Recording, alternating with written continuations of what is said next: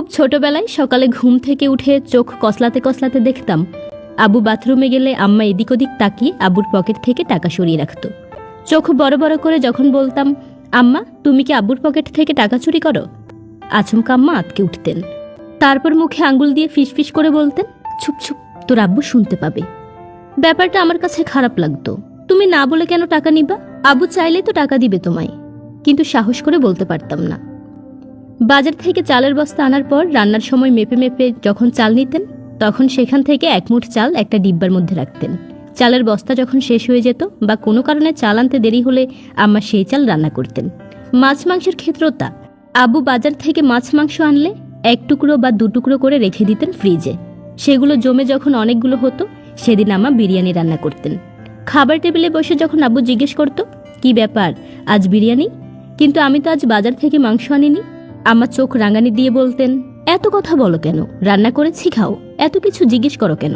তারপর আব্বু কোনো কথা না বলে চুপচাপ খেয়ে উঠে যেত। ঈদের সময় আব্বু যখন আমার কাছে টাকা দিত ঈদের শপিং করার জন্য, তখন আমার 3 ভাগের 1 ভাগ টাকা রেখে দিত নিজের কাছে, আর 2 ভাগ টাকা দিয়ে ঈদের শপিং করত।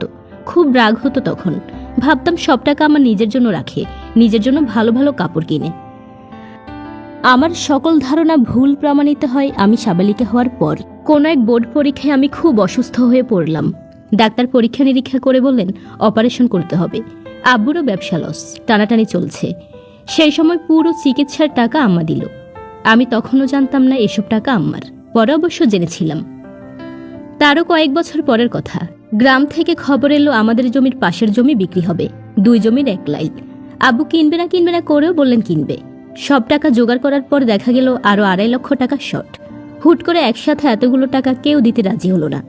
সেই সময় আম্মা দিল 2.5 লক্ষ টাকা। একজন 24 ঘন্টা সংসারের পেছনে ছুটে চলা নারীর 2.5 লক্ষ টাকা দেওয়া চারটিখানি কথা না। সবাই অবাক হয়েছিল, কিন্তু সবার আড়ালে হেসেছিল আব্বু। আমার জোহরের চোখ সেটা ধরে ফেলেছিল। আব্বু সে জমি আমার নামেই কিনলেন। আমার বিয়ের দিন আমাকে সাজানোর পর আমার রুমে এলেন এবং সবাইকে বের করে দিলেন সেখান থেকে। 2টো বালা আমার হাতে পরিয়ে দিতে দিতে বললেন, তোমার গুণধর বাপ বহুবার ব্যবসায় লস খাইছে, তার খেসারত দিতে হয়েছে আমাকে। প্রথমবার লস হয় তুমি ভূমিষ্ঠ হবার পর। সে সময় নিজের ধার দেনা দেওয়ার জন্য সে আমার শখের গয়নাগুলো বিক্রি করে। আমি তোমাকে বুকে জড়িয়ে কান্না করেছিলাম। টানা 1 মাস তোমার গুণধর বাপের সাথে কথা বলি নাই আমি অভিমানী। এরপর ব্যবসায় যখন লাভ হলো, তখন তার থেকেও বেশি গয়না আমাকে গড়িয়ে দিয়েছে। কিন্তু সেগুলো তো আর পাইনি। ছোটবেলায় বলতে না, আম্মা তুমি কি আব্বুর পকেট থেকে চুরি করো? এই চুরির টাকায় তোমার মা অনেক কিছু করেছে। এই বুদ্ধি তোমার নানু আমায় দিয়েছে। সংসারে মেয়েদের টাকা উড়ালে হবে না, বরং সঞ্চয় আর হিসেবই হতে হয়। মানুষের অবস্থান কই থেকে কই চলে যায় বলা তো যায় না। সংসার কিন্তু মেয়েরাই ধরে রাখে। সংসারের উন্নতি আর অবনতি একটা মেয়ের হাতেই থাকে। আশা করি তুমিও আমার মতো হবে। এক বর্ষণমুখর সন্ধ্যায় আব্বুর সাথে বারান্দায় বসে শ্বশুরবাড়ির গল্প করছি, আর আম্মা রান্নাঘরে খিচুড়ি রান্না করছে।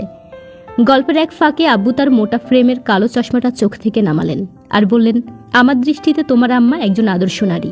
ব্যবসায়িক খাতে অভিজ্ঞ হওয়ার পরও অসতর্কতার জন্য আমি বহুবার লস খেয়েছি।